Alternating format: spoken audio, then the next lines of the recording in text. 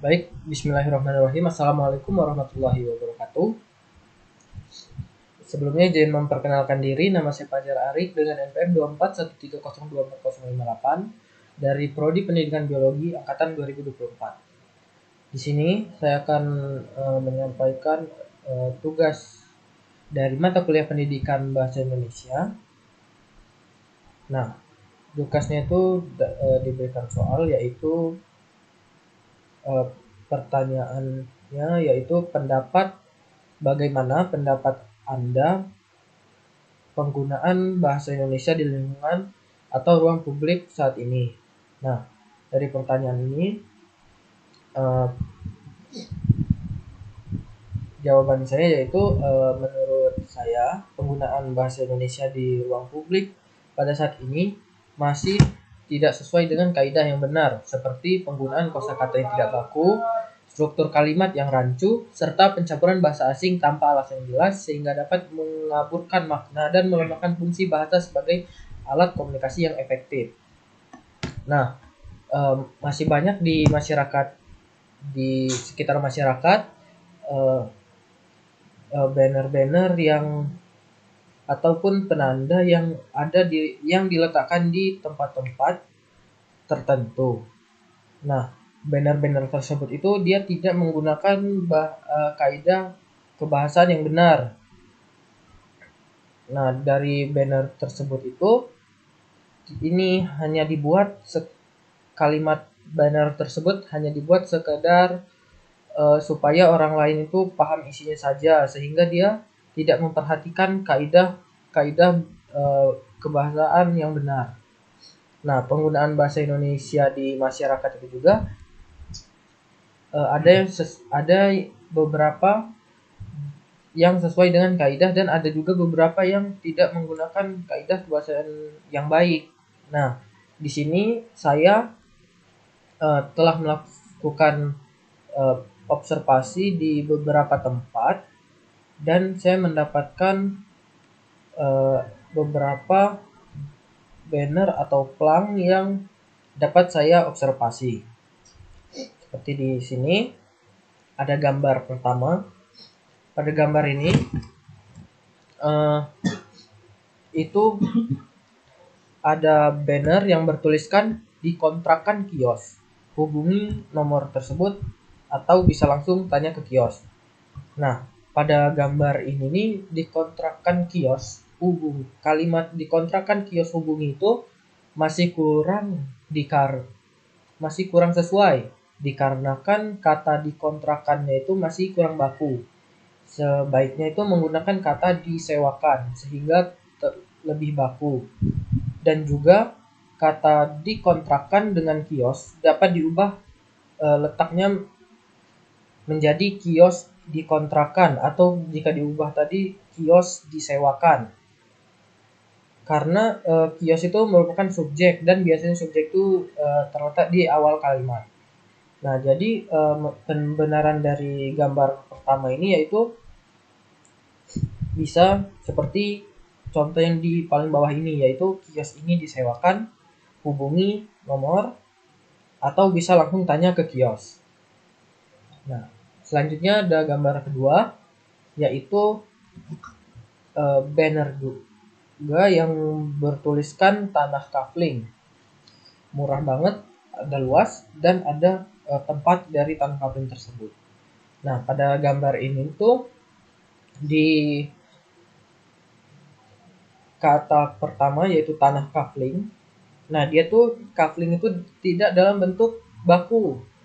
Kata yang baku dari kafling itu yaitu kafling memakai setelah V.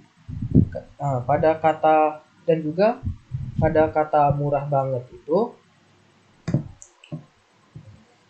merupakan bentuk yang tidak baku juga, bisa menggunakan sangat murah dan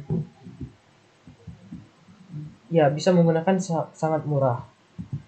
Nah, penggunaan kata yang tidak baku itu seperti kafling itu tuh bisa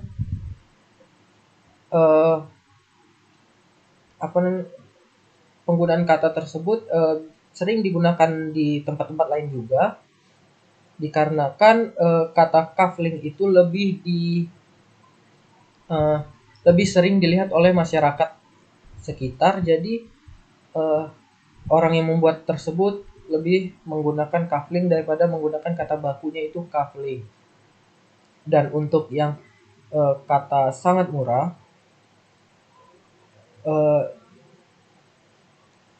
kata murah banget itu untuk biasanya itu tidak menggunakan baku itu karena masyarakat itu tidak terlalu memikirkan kaidah-kaidah penggunaan bahasa Indonesia yang baik. Dan selanjutnya pada banner itu juga ada semua hurufnya kapital. Dan pada banner itu ada penulisan tempat atau daerah yang seharusnya itu huruf kapitalnya itu hanya di awal kata, hanya berada di awal kata.